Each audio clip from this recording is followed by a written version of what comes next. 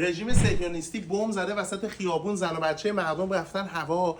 یه عده که میان همزبون من و شما اومدن میگن که آقا نه این هوش مصنوعی، این ویدیو ساختگی بوده، چرا اینو میذاری؟ حالا اینا تازه اون خائنین وطن فروشی که میگن حمله کرد به ایران کار خوبی کرد نیستن ها. اونا که تکلیفشون مشخصه. اینا کسایی هستن که مخالف حمله اسرائیل بودن، بعد اومدن میگن که آقا این ویدیو ولی ساختگیه. من یه سوالی برام پیش اومده، این رفتار طبیعی نیست. فرض کن که به خونه شما حمله شده، فرض کن همسایه شما اومده خونه شما رو منفجر کرده، مادر و خواهر شما توی خونه بودن، من اومدم دارم گزارش تهیه میکنم، این تیکه سنگو برداشتم دارم میگم نگاه کنید شما مثلا عزادار نشستی داری گریه میکنی.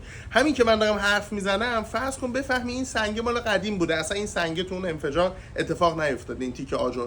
بلند میشی بگی که همون لحظه که داری گریه میکنی عزادار، میگی که آقا اینا که بمب منفجر کردن خیلی بی‌شرفن، ولی آقا حواست باشه این سنگ مال قبل بوده، این مال اون نبوده، این ساختگیه. اینو اصلا چی میگید آقا؟ اصلا فرض کن ویدیوهای هوش مصنوعی بوده، به من میگن که آقا نه راجع به اینا صحبت نکن، برو راجع به کارت، راجع به وام مسکن و راجع به خرید خونه صحبت کن. بابا زده زن و بچهای مردم و هموطن من و شما رو کشته، BBC و من و تو این شبکه ها هم تایید کردن، باز شما میگید ساختگیه. باید بریم فکر کنیم چرا ذهنمون طی سالها شستشو داده شده. اگه شما میدونید تو کامنت بنویسید.